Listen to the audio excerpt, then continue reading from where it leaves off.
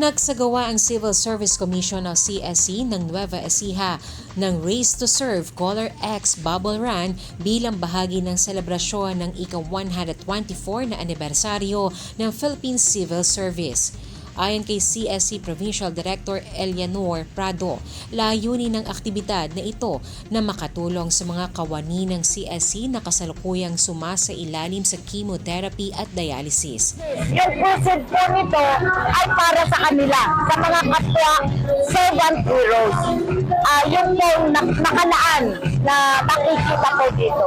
Tinatayang 1,555 na kalahok, kabilang ang mga empleyado ng gobyerno, kanilang mga kaibigan at pamilya ang nakiisa sa pagtakbo. Kabilang sa mga nakiisa si Vice Governor Doc Anthony Umali na nagbigay diin sa kahalagahan ng civil service at nagbigay inspirasyon din sa mga empleyado upang lalo pang pagbutihin ang kanilang serbisyo publiko. Ang ibig sabihin lang ito ay nagbigay tayo ng inspirasyon na pagbutihin palalo ng ating mga kasamaan sa pamahalaan na ibigay ang tamang serbisyo. Huwag natin paglaruan ng gobyerno, seryosohin natin, ibigay natin tamang serbisyo sa ating mga kababayan.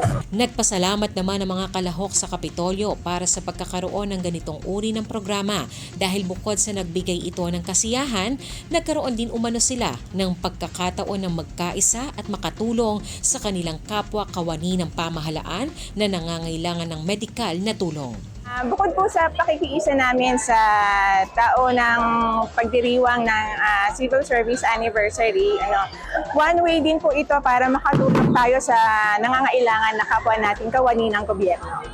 Shane Tolentino para sa Balitang Unang Sigaw.